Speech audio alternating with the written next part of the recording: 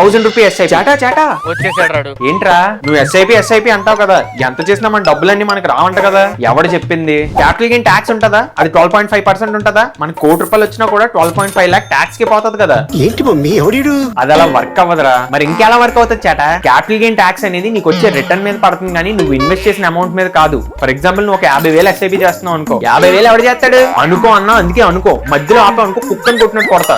Okay for example 50,000 amount ని every month నువ్వు 10 years SIP చేస్తున్నావు అనుకో, దాని వాల్యూ 10 years తర్వాత 1 crore అయింది అనుకుంటే నువ్వు ఇన్వెస్ట్ చేసిన అమౌంట్ వాల్యూ 60 lakh ఉంటుంది అండ్ నీకు జనరేట్ అయిన ప్రాఫిట్ 40 lakh అవుతుంది. సో ఆ 40 lakh మీద లాంగ్ టర్మ్ క్యాపిటల్ గెయిన్స్ కి 1.25 lakh వరకు ఎగ్జామ్షన్ అయితే ఉంది. సో ఆ 40 lakh లో 1.25 lakh తీసేస్తే మిగిలిన అమౌంట్ ఏదైతే ఉందో దాని మీద 12.5% ట్యాక్స్ పడుతుంది. అంటే ఈ ఎగ్జాంపుల్ కేసులో 4.8 lakh అవుతుంది. అంతేగాని టోటల్ గా 12.5 lakh నీ దగ్గర నుంచి ఎవరు తీసుకోడు. అమ్మయ్యా అంతేనా, ఇంకా నా డబ్బులన్నీ ట్యాక్స్ కే పోతాయని తెగ భయపడిపోయాను.